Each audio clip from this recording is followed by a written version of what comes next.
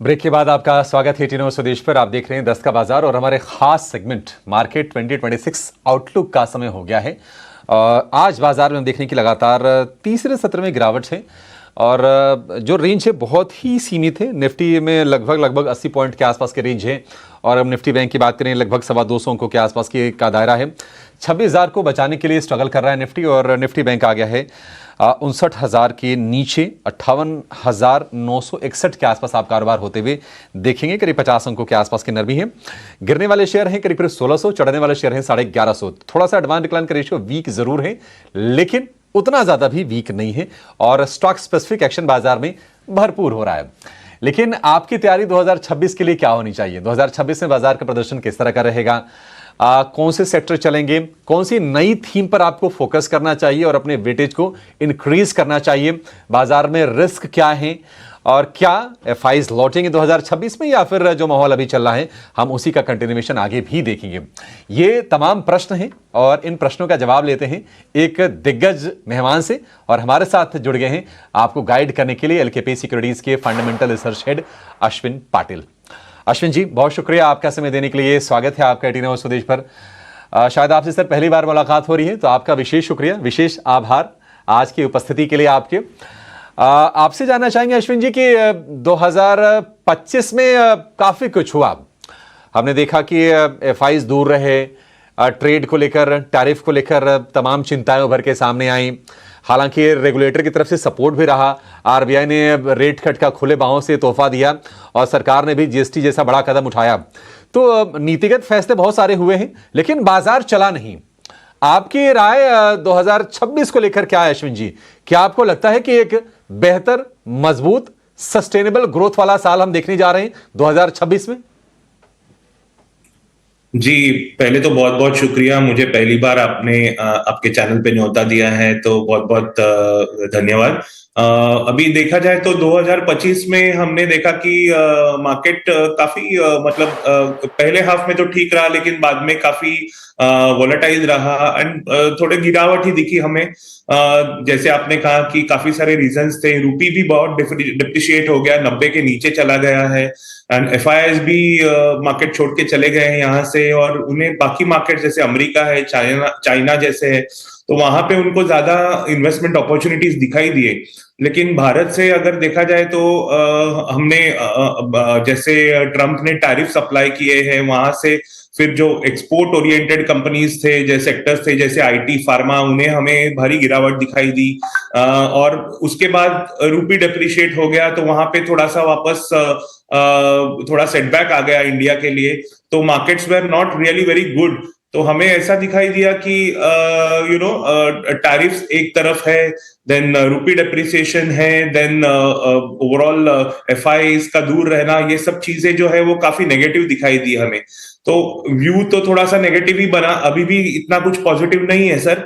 लेकिन going forward में भी ये थोड़ा सा फर्स्ट क्वार्टर में या फर्स्ट हाफ में थोड़ा सा माहौल थोड़ा बहुत गर्म रहेगा ऐसा मुझे नहीं लग रहा है।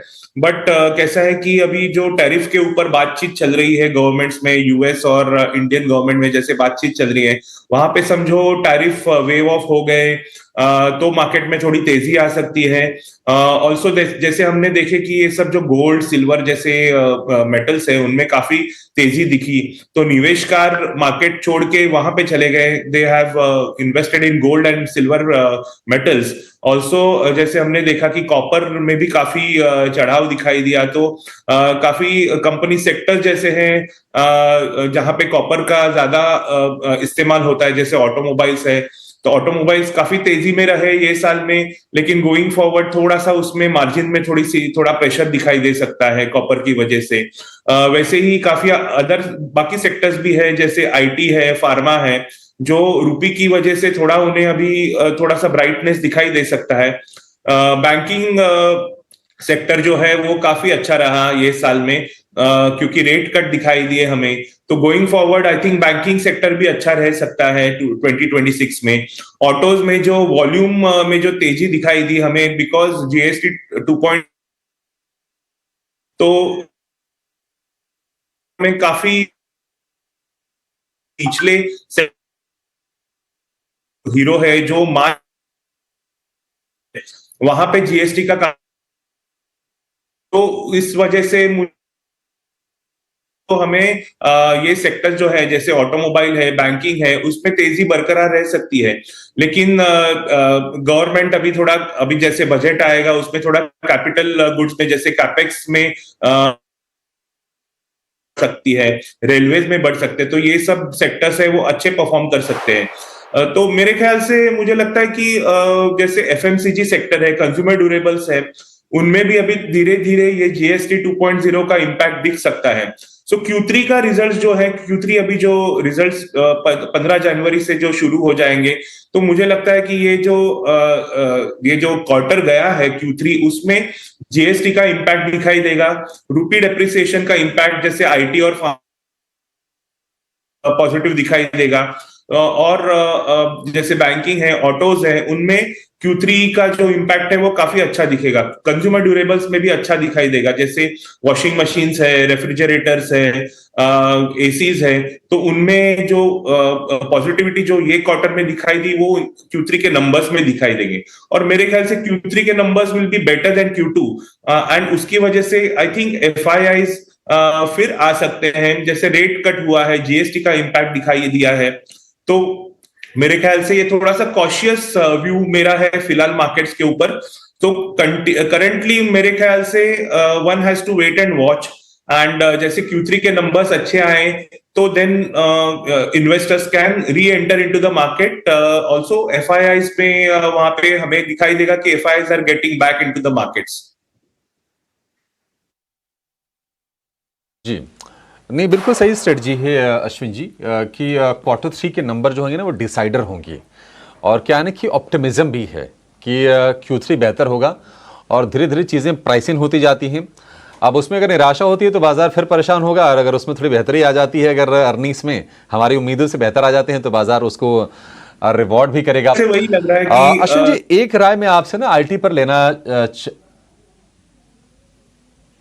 आईटी जी अश्विन जी बताइए, कुछ आप कह रहे थे?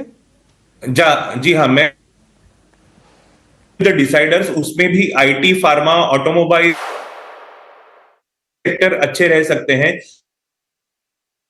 ड्यूरेबल्स, कैपिटल गुड्स ज्यादा करके हमें बजट के बाद दिखाई देगा, है अच्छा हो जाए रेलवेज के लिए। जो Q4 है फाइनेंशियल ईयर का, उसमें हमें इम्पैक्ट दिख जाएगा। अश्विन जी, कुछ तकनीकी दिक्कत है सर, कुछ शायद तकनीकी प्रॉब्लम है। आपका ऑडियो तो आ रहा है लेकिन आपकी वीडियो शायद हमारे पास नहीं आ पा रहा है। लेकिन आपने कह सकते हैं कि गागर में सागर भरने का काम किया है। आपने जवाब में आपने बता दिया कि बाजार को लेकर आपका व्यू क्या है और कौन से सेक्टर्स यहां से आपको आकर्षक नजर आ रहे हैं निवेश के लिहाज से, और रणनीति क्या होनी चाहिए। तो अप्रोच कोशिश रखें। Q3 के अर्निंग्स जो आएंगे वो काफ़ी हद तक बाजार की तकदीर को यहाँ से तय करेंगे, और देखते हैं कि कैसे नंबर्स आते हैं। फिलहाल अश्विन जी, बहुत शुक्रिया आपका समय देने के लिए, और wish you a very very happy new year sir, हमारी पूरी टीम की ओर से।